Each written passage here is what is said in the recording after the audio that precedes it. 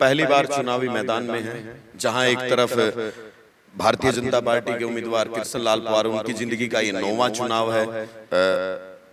कांग्रेस के उम्मीदवार हैं बलबीर बाल्मीकि, उनका ये तीसरा चुनाव है और आपका ये पहला चुनाव है, तो कैसे उनसे मुकाबला? वो है मेरे युवाओं में शिक्षा की जो कमी और जो हमारे इसराना हलके में जो नेता हैं उनका शैक्षणिक स्तर सदा ही बहुत कम रहा है और उन्होंने इस दिशा में कभी भी कोई गंभीरता नहीं दिखाई। मैं एक बहुत गरीब परिवार से संबंध रखता हूँ और मैंने बड़ी मेहनत से पढ़ लिख के गरीबी की लड़ाई से मैं पार पाया और आज मैं एक अच्छा जीवन यापन कर रहा हूँ। उसमें सबसे बड़ा जो श्रेय है वो मैं अपनी शिक्षा को मानता हूँ। और हमारे जो जनप्रतिनिधि है जिनकी जिम्मेदारी बनती है वो सो रहे हैं और उनके सोने की वजह से हजारों बच्चों का जो भविष्य है वो अंधकार में जा रहा है। जो शिक्षक है उसका सुनिश्चित होना चाहिए, अगर 4 दिन की भी छुट्टी पे वो जा रहा है तो मैं ये सुनिश्चित करूंगा कि उसकी जगह पे वहाँ पे स्टूडेंट को टीचर मिले। भी किसान मजदूर भी तभी आगे बढ़ सकता है जब उनके बच्चों को अच्छी शिक्षा और अच्छी उसका वो मौका मिले, उन्नत खेती वो करे, टेक्निकल एजुकेशन उनको मिले। अलकावासी हैं उनसे मेरा नम्र निवेदन है कि भाई मेरे पे एक बार वो विश्वास करें और मैं उस चीज़ को भली भांति समझता हूँ और मैं पर्सनली मैडम को मनाऊंगा जिस भी तरह से मुझे मनाना पड़े और मैं उनको हल्के में लेके आऊंगा और हल्के की जनता देखेगी भी एक एक कार्यकर्ता जो भी जेजेपी पार्टी का है वो संगठित होके मिलके चुनाव लड़ेगा। आपने सबसे ज्यादा पढ़े लिखे हैं, आप पेशे से डॉक्टर हैं, मतलब मरीजों का इलाज भी आप करते हैं, पुराने डॉक्टर हैं, एडवोकेट भी हैं, कानून का ज्ञान भी आपको है। क्या इसका फायदा अगर जनता आपको विधायक अपना चुनती है तो फायदा मिल पाएगा? हाँ जी सुधीर जी बिल्कुल। चुनाव प्रचार, नामांकन खत्म हो गया है, उम्मीदवारी का भी जो लोग निर्दलीय हैं या वैसे हैं नाम लेंगे 16 तारीख तक हैं। लगभग जो धुंधली तस्वीर थी चुनाव को लेकर वो साफ हो गई है, नामांकन से ही हुई है। पहले टिकटों को लेकर धुंधलापन नजर था। अच्छा ये बताइए, आप कौन से उम्मीदवार के साथ अपनी टक्कर मानते हैं, भारतीय जनता पार्टी के कृष्ण लाल पवार के साथ या कांग्रेस के बलबीर बाल्मीकि? कल मैं सुधीर जी एसडीएम ऑफिस के बाहर आया, कुछ बुजुर्ग वहाँ बैठे थे, मैंने बताया भी मैं जेजेपी के टिकट लेके आया हूँ और अपना पर्चा भर रहा हूँ। उन्होंने मेरे सिर पुचकारा और आशीर्वाद दिया और उन्होंने कहा अब बेटे इन दोनों का हमारा पीछा छुड़ा दे। मतगणना का 8 अक्टूबर को दिन है, कितने बजे डॉक्टर सुनील पौड़िया के जीत के ढोल जो है बजने शुरू हो? मैं कह रहा हूँ जी, मैं तो 10 दिन पहले ही जीत का जो ढोल है वो बजवा दूंगा, पूरा कॉन्फिडेंट हूँ। मैंने 1% भी कोई वो नहीं है, क्योंकि गांव क्या मतलब हल्के का एक एक आदमी इन नए सबक सिखाने तैयार है। स्पेशल शीर्ष नेतृत्व तो अपने आप में भगवान सोच के बैठ गया, पर सबसे बड़ी जो लोकतंत्र की जो सबसे बड़ी भगवान है वो जनता जनार्दन है। नमस्कार, मैं हूं सुधीर जाखड़ और आप देख रहे हैं द लोकल न्यूज। हरियाणा विधानसभा चुनाव को लेकर चुनावी महाकवरेज आपको लगातार दिखा रहे हैं और द लोकल न्यूज की पॉलिटिकल यात्रा पहुंची है इसराना विधानसभा में, जहां हमारे साथ सवालों का जवाब देने के लिए मौजूद हैं जननायक जनता पार्टी के उम्मीदवार डॉक्टर सुनील पौड़िया सोदापुर, और उनका ये टिकट मिलने के बाद पहला इंटरव्यू आप द लोकल न्यूज पर देख रहे हैं। डॉक्टर साहब, स्वागत है आपका द लोकल न्यूज पे। नमस्कार जी सुधीर जी, बहुत बहुत धन्यवाद। द लोकल न्यूज़ का बहुत बहुत धन्यवाद जो आप जननायक जनता पार्टी की आवाज़ बने हैं और आपने मुझे मौका दिया कि मैं अपना विचार अपने हलके की जनता तक पहुंचा पाऊं। आपके माध्यम से मैं अपने शीर्ष नेतृत्व का मेरे ऊपर विश्वास जताने पर बहुत बहुत आभार प्रकट करता हूं और उनको विश्वास दिलाता हूं कि मैं पार्टी की नीतियों के तहत काम करूंगा और पार्टी को हर घर घर तक पहुंचाने का काम करूंगा। पहली बार चुनावी मैदान में हैं, जहां एक तरफ भारतीय जनता पार्टी के उम्मीदवार कृष्ण लाल पवार, उनकी ज़िंदगी का ये 9वां चुनाव है। कांग्रेस के उम्मीदवार हैं बलबीर बाल्मीकि, उनका ये तीसरा चुनाव है और आपका ये पहला चुनाव है, तो कैसे उनसे मुकाबला करेंगे? सुधीर जी, हमारे जो बलबीर बाल्मीकि जी हैं अभी विधायक हैं वर्तमान में कांग्रेस से, और उससे पहले जो हमारे जो कृष्ण पवार जी हैं भारतीय जनता पार्टी से, वो 8 चुनाव लड़ चुके हैं और 9वां चुनाव उन्होंने सीटिंग राज्यसभा का भी चुनाव लड़ा और वो अभी सीटिंग राज्यसभा सांसद हैं। सबसे बड़ा जो मुद्दा मेरे लिए है और मुझे जो राजनीति में आने के लिए जिसने प्रेरित किया वो है मेरे युवाओं में शिक्षा की जो कमी और जो हमारे इसराना हलके में जो नेता हैं उनका शैक्षणिक स्तर सदा ही बहुत कम रहा है और उन्होंने इस दिशा में कभी भी कोई गंभीरता नहीं दिखाई। मतलब जो भी इसराना से विधायक बने, आपका कहने का मतलब है कि वो पढ़ाई कम पढ़े लिखे हैं? मुझे यही लगता है, क्योंकि उनको शिक्षा का महत्व मुझे नज़र नहीं आता। क्योंकि सुधीर जी, मैं एक बहुत गरीब परिवार से संबंध रखता हूँ और मैंने बड़ी मेहनत से पढ़ लिख के गरीबी की लड़ाई से मैं पार पाया और आज मैं एक अच्छा जीवन यापन कर रहा हूँ। उसमें सबसे बड़ा जो श्रेय है वो मैं अपनी शिक्षा को मानता हूँ। और मेरे को ये लगा कि मैं जैसे अपने गांव में जाता हूँ, मेरा बड़ा सामान्य सा परिवार है, गांव है, और उसमें मैं देखता हूँ अपने जो स्टूडेंट्स हैं, विद्यार्थी हैं, जो स्कूलिंग एजुकेशन है, स्पेशली मैं हायर स्कूल तक की और सेकेंडरी स्कूल तक की एजुकेशन की बात करना चाहूँगा। जैसे भारतीय जनता पार्टी अपने मुद्दों में बार बार कहते हैं भी हमने बिना पर्ची बिना खर्ची के नौकरी दी, लेकिन मैं ये कहना चाहता हूँ कि जो वो नौकरी मिली है वो संपन्न परिवारों को ही मिली है। जो लोअर मिडिल क्लास है और जो गरीब परिवार के बच्चे वो सभी सामान्य स्कूलों में और गवर्नमेंट स्कूल्स में पढ़ते हैं और वहाँ पे शिक्षा का स्तर क्या है वो आपको पता है। और उसकी सबसे बड़ी वजह जो है वो जो हमारे हल्के की जनता ने जो हमारे जनप्रतिनिधियों को चुना है वो कम उनका शैक्षणिक स्तर था, उन्होंने कभी ये चिंता करी नहीं। मैंने देखा है कई सारे स्टूडेंट एक सब्जेक्ट में पास हो गए, बाकी सारे सब्जेक्ट्स में उनके बड़े अच्छे मार्क्स थे। तो मैंने उनसे जाना कि इसके पीछे क्या वजह है, अभी मैथ में क्यों फेल हो गया।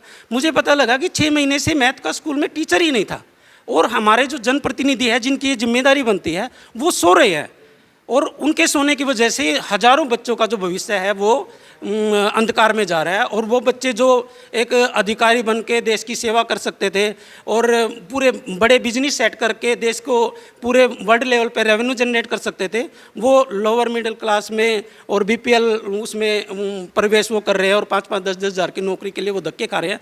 उसके सबसे बड़ी वजह है टेक्निकल एजुकेशन और हायर स्कूल एजुकेशन और लोअर स्कूल एजुकेशन है जो वो बहुत पुअर है। हमारे जो गवर्नमेंट स्कूल्स का स्टैंडर्ड है वो बहुत ज़्यादा पुअर है। और मेरा जो अगर मेरे को हल्के की जनता अगर मुझे मौका देती है, जो सबसे पहला मैं काम ये करूँगा कि भी हर स्कूल में जो शिक्षक है उसका सुनिश्चित होना चाहिए। अगर 4 दिन की भी छुट्टी पे वो जा रहा है तो मैं ये सुनिश्चित करूँगा कि उसकी जगह पे वहाँ पे स्टूडेंट को टीचर मिले। क्योंकि एक विद्यार्थी को अगर 1 दिन के लिए भी 1 घंटे के लिए भी कोई पीरियड उसका मिस हो गया तो वो उसकी लाइफ के लिए वो समय वापस आने वाला नहीं है और वो चीज़ उसको पूरी लाइफ उसको वो सफ़र करने वाली है। क्योंकि मैंने ये देखा है, अगर मेरे विद्यार्थी टाइम में मैंने देखा कई बार हम गरीब परिवार था तो थोड़ा लेट एडमिशन होता था और जो चैप्टर्स मेरे उस समय पे छूट गए वो मुझे आज तक भी नहीं आते हैं, मैथ के, इंग्लिश के। और उस चीज़ को मैंने बहुत नज़दीक से सफ़र किया है और मैं उनकी जो हल्के के जो मेरे युवा हैं, जो परिवार हैं, और मैं ये भी कहना चाहता हूँ सुधीर जी, जो हमारे जो 10,000, 15,000, 20,000 की नौकरी करने वाला जो सामान्य परिवार है, लोअर मिडिल क्लास वर्ग है, उनको पता ही नहीं है कि उनके बच्चों के साथ क्या हो रहा है और उनका भविष्य कहाँ जा रहा है। नॉर्वे आज पूरे वर्ल्ड में हैप्पी इंडेक्स में 2nd नंबर पे, उसका सबसे बड़ा श्रेय यही जाता है कि एक जो अपने सिटीजन की जो वो शिक्षा है वो गवर्नमेंट स्पॉन्सर्ड होती है और गवर्नमेंट स्पॉन्सर्ड होने की वजह से हर इंसान को, चाहे गरीब है अमीर है, उसके बच्चे को मौका मिलता है कि भी वो समान शिक्षा वो करके वो 0 लेवल से कितने भी बड़े लेवल तक वो पहुंच सकता है। और किसी भी परिवार से कोई भी एक बिलीनियर कभी भी निकल जाता है, लेकिन वो हमारे यहाँ नहीं देखने को मिलता। उसकी सबसे बड़ी वजह यही है कि भाई जो मिलीनियर हैं उनके घर से ही मिलीनियर पैदा हो रहे हैं। गरीब घर में कोई भी मिलीनियर पैदा नहीं हो सकता क्योंकि उसको अपॉर्चुनिटी नहीं मिल रही है। कोई फटे कपड़ों में पढ़ो, मेरे को अपने स्कूल टाइम का पता है कि भाई बहुत कम रिसोर्सेज के बावजूद भी मेरे को ज़्यादा वो नहीं था, लेकिन एक अच्छा शिक्षक मुझे मिले, अच्छा अपॉर्चुनिटी मिली, मैं पढ़ पाया और मेरे पढ़ने की वजह से आज मैं स्थापित हूँ और 10, 20, 50 लोगों को काम कर रहा हूँ, उनको रोज़गार भी दे रहा हूँ, उनके जीवन को बदलने का भी मैं काम कर रहा हूँ। उसमें सबसे बड़ी वजह मेरी शिक्षा है। और अगर मुझे मौका मिलेगा और शिक्षा पे अगर मैं काम करूंगा तो मेरे को ये पता है कि अपने देश की जो सबसे बड़ी समस्या आज के समय है, मैं गांव में हल्के में भी जाता हूं, वो सबसे बड़ी समस्या बेरोजगारी है। और बेरोजगारी से लड़ने के लिए हमें अपना स्कूली का जो एजुकेशन स्टैंडर्ड है वो बढ़ाना ही पड़ेगा, उसके सिवा कोई भी शॉर्टकट नहीं है। हमारे हल्के में मैंने पवार साहब का वो सुना है, इंटरव्यू सुना, और उन्होंने मेरे गांव में ही बोला मैंने 40 करोड़ रुपए अगर पिछले 10 साल में दे दिए। मैं उनको ये कहना चाहता हूँ, अगर आप हमारे यहाँ पे शैक्षणिक स्तर कोई बढ़ा देते, कोई टेक्निकल एजुकेशन इंस्टीट्यूट बना देते, कोई नर्सिंग इंस्टीट्यूट बना देते। मैं एक छोटा सा एग्जांपल देना चाहता हूँ। यूनिवर्सिटी भी नहीं है हमारे पानीपत में, सब जिलों में। सर वो तो बड़ी उसकी बात है, उस तक तो उनकी सोच जा ही नहीं सकती है। अब मैं जस्ट ये कहना चाह रहा हूँ कि छोटे छोटे अगर टेक्निकल एजुकेशन के इंस्टीट्यूट अपने गांव गुआंढ में होते, अपने हल्के में अगर 10-20 इंस्टीट्यूट होते, तो सारे बच्चे कोई ITI करता, कोई लैब का डिप्लोमा करता, कोई इंजीनियरिंग का छोटा डिप्लोमा करता, और वो टेक्निकल एजुकेशन लेके वो अपना जीवन अच्छे से यापन करता। और 10,000 की 15,000 की नौकरी के लिए आपको उनकी या मुझे सिफारिश करने की ज़रूरत नहीं पड़ती, और वो अपना जीवन अच्छे से जीवन यापन कर सकते थे। क्योंकि हर आदमी कोई भी कितने भी बड़े लेवल पे चले जाए, कल को मैं भी मंत्री बन जाऊंगा तो मैं हर आदमी की नौकरी के लिए उसके लिए वो नहीं कर सकता। और ये चाहते ही हैं कि भी पब्लिक हमारे पीछे घूमती रहे और हमारे पीछे वो झंडा उठा के चले, और ये हमारे फॉलोवर बने रहे। अगर शिक्षा आएगी तो उनको जवाबदारी होगी, और उन जवाबदारी होगी तो उनकी असली सच्चाई लोगों के सामने लाएंगे। और इसलिए इन्होंने शिक्षा के क्षेत्र में एक भी टेक्निकल इंस्टीट्यूट पिछले 10 साल में हमारे इसराना में क्या पूरे पानीपत में कोई भी नहीं खुला है। और इसका सारा का सारा जो दोष है वो मौजूदा जो हमारे MLA हैं बलबीर वाल्मीकि जी, उनको जाता है, और जो सांसद हैं अभी हमारे राज्यसभा के, उनका जो श्रेय है, मैं श्रेय नहीं, मैं तो दोष ही बोलूँगा, उनका दोष है ये। उनकी गलती की वजह से जो पूरा हल्का है हमारा वो सफ़र कर रहा है। और जो पवार साहब हैं, अगर उनको थोड़ी सी भी उनके अंदर चिंतन होता तो इस दिशा में वो काम करते, और हमारे जो हल्का है वो फल फूल रहा होता, और हमारे एरिया से बहुत सारे IAS IPS इंजीनियर डॉक्टर्स निकलते। और हम देख रहे हैं कि गांव गुआंढ में कोई भी गरीब परिवार से, सामान्य परिवार से परिवार आगे आ नहीं रहा है। मैं हल्के की जनता से आपके माध्यम से निवेदन करना चाहूँगा कि अगर मुझे मौका मिलेगा तो मैं सबसे पहले हर परिवार की गरीबी के लिए लड़ाई लड़ने की कोशिश करूंगा।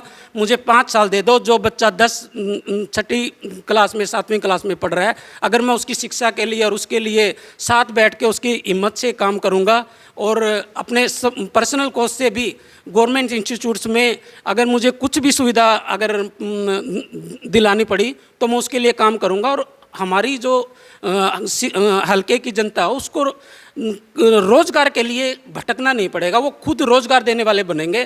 5 साल में ही लोगों को साफ नज़र आएगा। और 5-10 अगर IAS IPS और इंजीनियर डॉक्टर अगर हमारे हल्के से निकले तो ही मेरे को जनता ये कहे कि भी हाँ भाई डॉक्टर साहब आप ठीक हो, वरना मेरा कान पकड़ के गए, डॉक्टर साहब आपको ये जिम्मेदारी दी थी और आप इस पर खरे नहीं उतरे।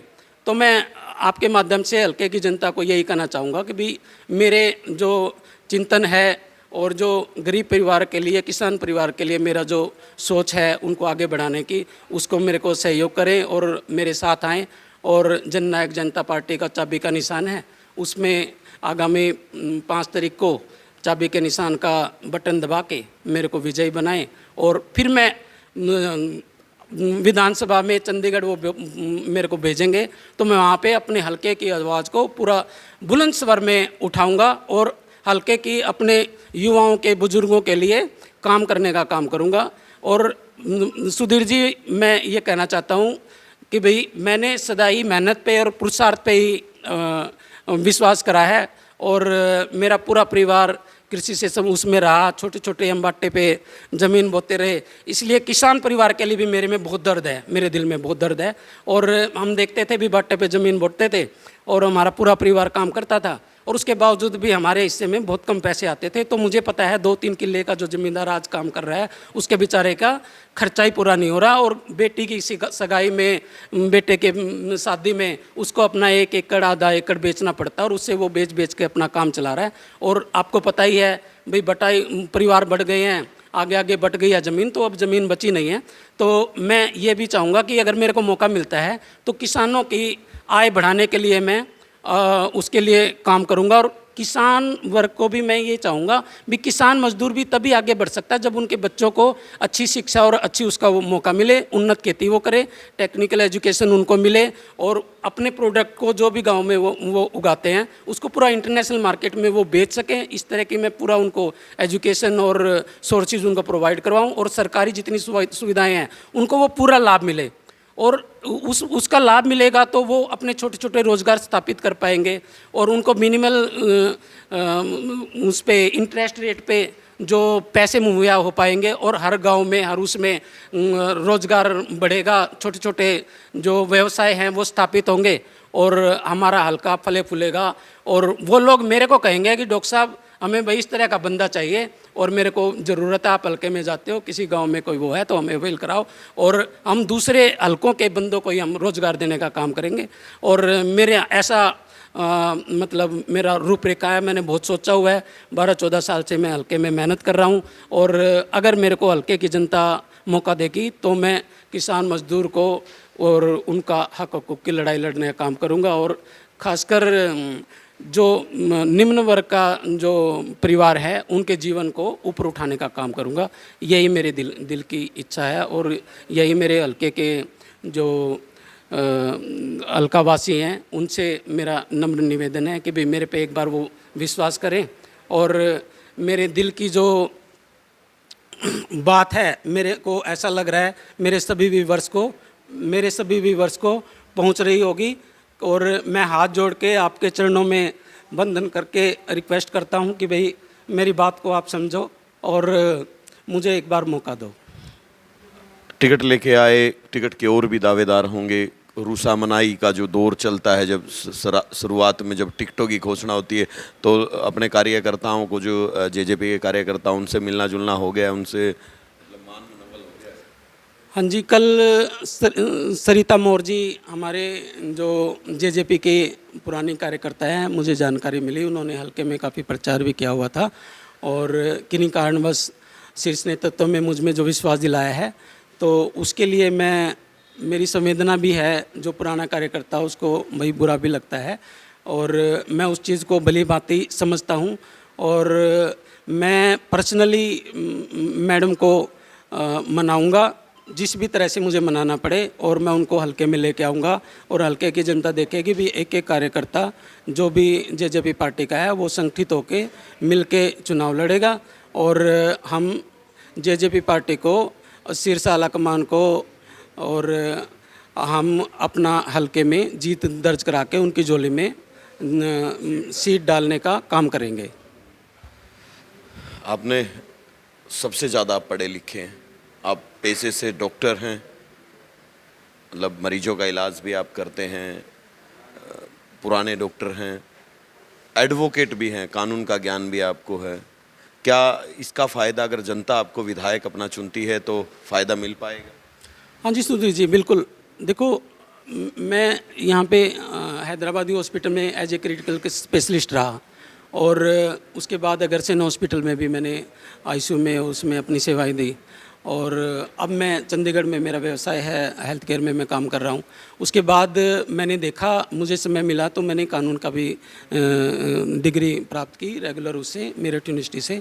और जैसे मेरा चिकित्सा का जो वो है, मुझे तो अपना हल्का ही बीमार लगता है और आज मेरे हल्के के वासियों को मेरी चिकित्सा की बहुत ज़्यादा ज़रूरत है और अगर मेरे हल्का मुझे एज ए डॉक्टर अपॉइंट करेगा तो मैं आपके माध्यम से अपने हल्के की जनता को विश्वास दिलाता हूं कि उनके जितने भी दुख दर्द हैं उनको मैं पूरा शिद्दत से दूर करने का काम करूंगा और अपना काम मुझे बहुत अच्छे से आता है।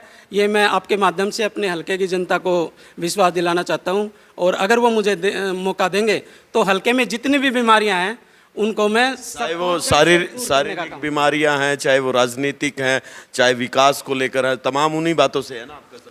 बिल्कुल बिल्कुल। मैं जो हल्के की जितनी भी समस्याएं हैं, चाहे वो स्कूल एजुकेशन को लेके हैं, टेक्निकल इंस्टीट्यूट्स को लेके हैं और कुछ रोड्स हैं जो हमारे खेतों में जो छोटे गोर जा रहे हैं, भाई सुधीर जी, आपको पता है बारिश का मौसम है और फसल निकालते हुए बहुत ज़्यादा दिक्कत आती है।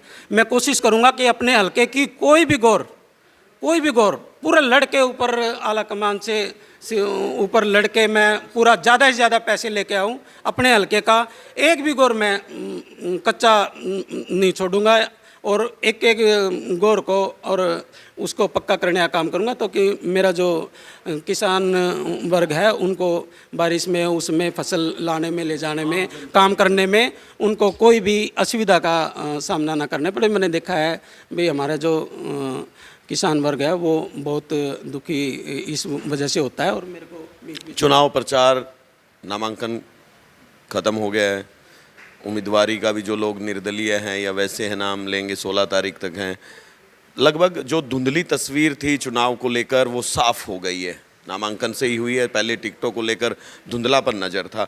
अच्छा ये बताइए, आप कौन से उम्मीदवार के साथ अपनी टक्कर मानते हैं? भारतीय जनता पार्टी के कृष्णलाल पवार के साथ या कांग्रेस के बलबीर बाल्मीकि के साथ? सुधीर जी, हल्के की जनता इन दोनों ही कैंडिडेट से बुरी तरह से त्रस्त आ चुकी है। ये मैं नहीं कह रहा हूँ, आप हल्के में घूम के देखो, हल्के का एक एक जो हल्का वासी हैं जो इन दोनों कैंडिडेट से बुरी तरह से त्रस्त हैं।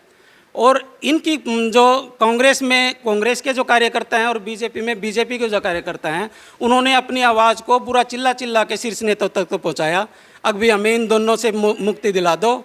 और लेकिन जो शीर्ष नेतृत्व है ना भाजपा के कान में जू रहेंगी और ना कांग्रेस के कान में जू रहेंगी।